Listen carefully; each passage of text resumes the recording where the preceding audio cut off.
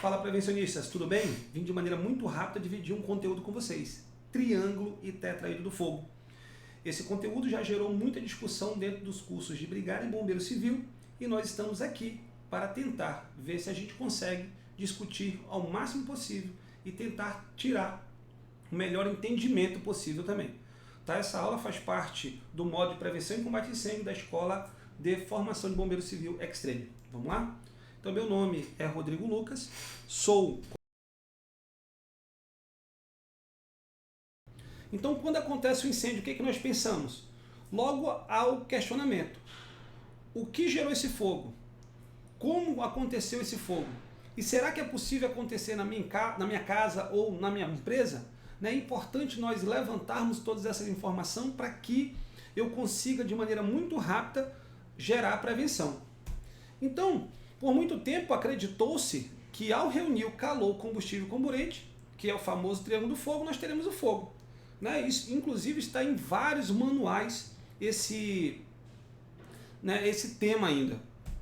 E aí, para que nós consigamos, de maneira muito rápida, detalhar cada item, eu trago aqui para vocês. Então eu tenho calor, combustível e o comburente, que faz parte do triângulo do fogo.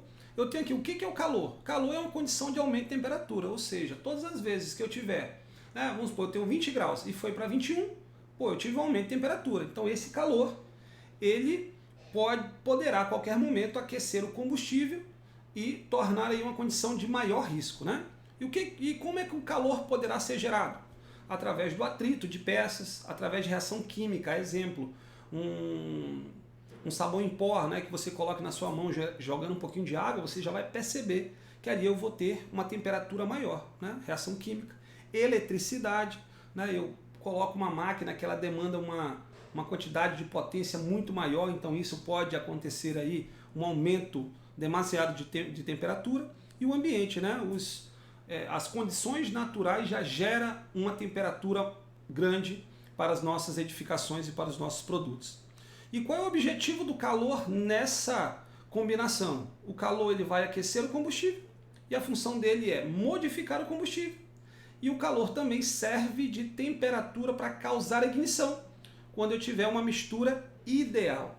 Esses conceitos a gente está trabalhando dentro das aulas, nossas rotineiras, mas quem tiver alguma dúvida, por favor, coloque aqui na rede social, porque esse conteúdo vai ser disponibilizado.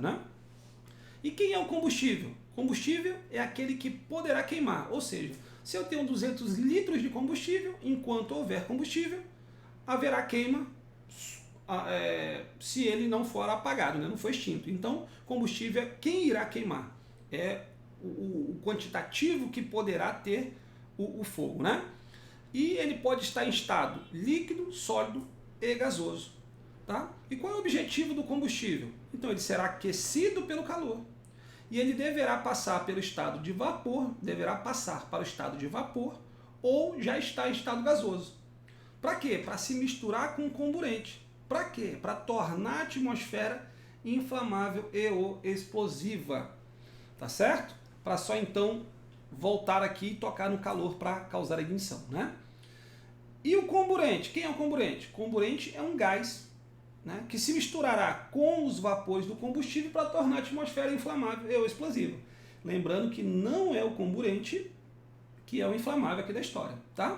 E a outra coisa que é importante frisar é que o oxigênio ele não é único. Ele é o maior representante, ele é o maior exemplo de comburente, mas não único. Então eu posso ter aqui os vapores de um combustível se misturando com outro produto, comburente, fazendo com que aconteça o fogo, tá certo? Então espero que você tenha assimilado aí o que é o calor, o que é o combustível, o que é o comburente, tá certo?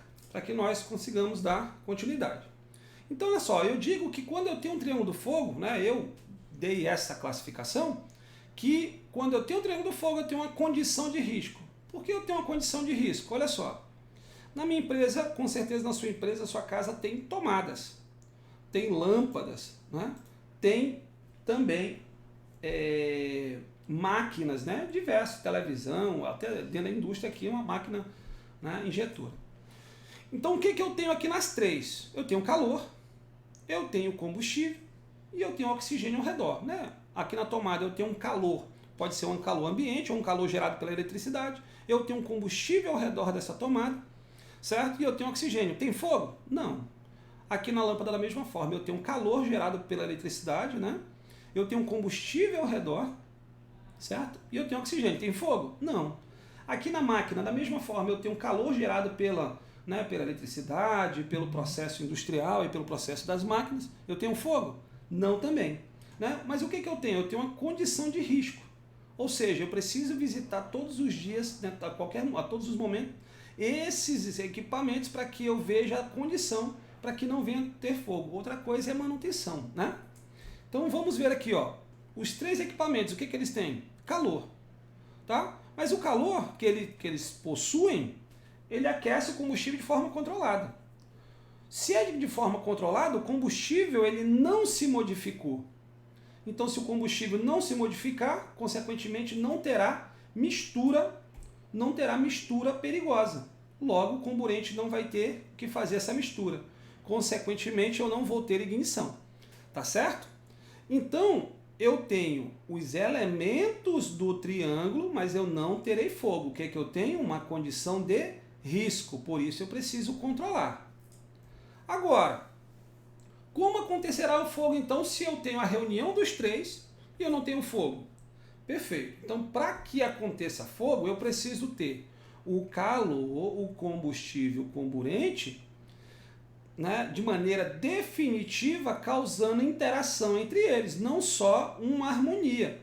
Né? Então, quando eu trago esse desenho de maneira fixa, ele precisa me representar o quê? O fogo. E como é que eu sei que tem fogo? Porque eu estou dizendo o quê? Que o calor, através de uma reação, está aquecendo o combustível, está transformando o combustível e, consequentemente, misturando com o comburente e, consequentemente, gerando ignição. Por quê? Porque eu estou dizendo aqui que existe a reação entre eles.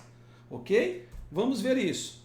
O calor, ele tem 3 tipos, né? Eu dei essa classificação, tá, turma? Isso aqui não existe em enciclopédia. Eu dei essa classificação. Então, eu tenho aqui o calor de equilíbrio, que é aquele que não vai transformar o combustível. Eu tenho o calor de transformação e eu tenho o calor de ativação. Tá? Quem é o calor de ativação?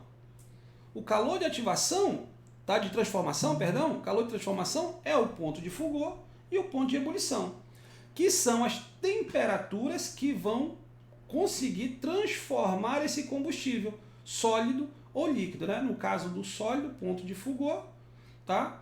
E no caso do líquido, somente o ponto de ebulição. Tá? O líquido também pode ter seu ponto de fulgor, ok? O que mais? Na mistura, né, na mistura do combustível com o comburente, eu preciso ter a mistura rica. Não é isso? Que está compreendida entre limite inferior e limite superior. Ok? Então, olha só. O calor aquecerá o combustível, que chegará no ponto de fulgor ou no ponto de ebulição. Ok? Tá certo? Nós conhecemos ele como ponto de temperatura de transformação. Ok? Quando esse gás e vapor, né, quando esses gases ou vapores se misturam com o comburente, torna a mistura rica. Ok? E aí o que acontece? Essa mistura rica, tá certo? Esses gases e vapores misturados com o comburente, eles começam a vagar pela atmosfera, encontrando o calor de ativação. Que o calor de ativação nós temos temperatura de alta ignição, ou fagulhas, faíscas, chamas e centelhas. Ficou claro? Então eu preciso, dentro do universo, né, do tetraedro do fogo, de todas essas fases para que aconteça o fogo. Ok? Então vamos dar um exemplo aqui muito básico, muito rápido, para que nós consigamos entender.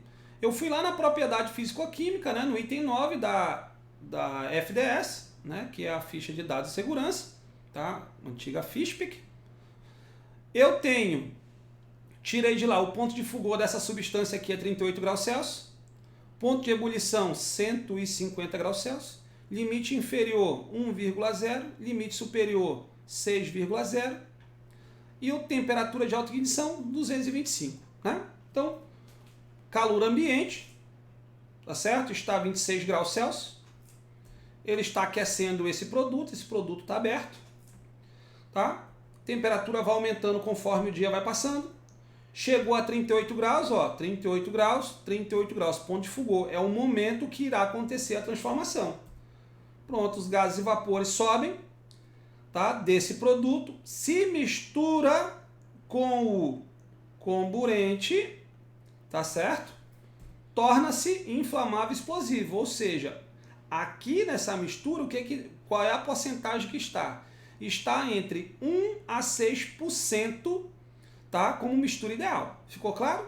Agora, esse produto vai, né, vagar pela atmosfera, ok? E irá encontrar uma superfície aquecida. Não tem chama, não tem faísca e não tem fagulha, somente calor extremo. Calor extremo de quanto? 100 graus Celsius, tá certo? Porém, para que acontecesse fogo aqui, eu precisaria de 225. Quem é que diz isso? A FDS do próprio produto, tá certo? Então, calor de ativação por temperatura de autoignição, eu precisaria aqui estar a 225 graus, mas eu só estou a 100. Vai acontecer uma ignição? Não vai. Então, o produto continua vagando pela atmosfera, até encontrar esse interruptor e uma pessoa que vai lá e acende. Quando ele acende, ele gera centelha. Quando ele gera centelha, ele gera o quê? Uma explosão. Por quê? Porque o calor de ativação, ele acontece quando? Quando eu tiver a temperatura de autoignição, né? Ou seja, a partir de 225 graus, e abaixo de 225 graus, ele só vai acontecer se eu tiver centelha, faísca, fagulha ou chama. Então, turma, a conclusão é a seguinte, que quando eu tenho calor, combustível e comburente puro e simples, de forma controlada, eu tenho uma condição de risco, triângulo do fogo. Agora, quando esse calor eleva, começa a transformar combustível, né, em vapores, ou esse combustível já está na condição de vapor, mistura-se com gases, né, com comburente, e encontra a temperatura, né, o calor de ativação, então eu tenho o tetraedro do fogo, que é o fogo consumado. Se você gostou desse conteúdo, compartilha, deixa o gostei e faz um comentário, né? Estamos à disposição sempre para ajudar os senhores. Obrigado e até breve.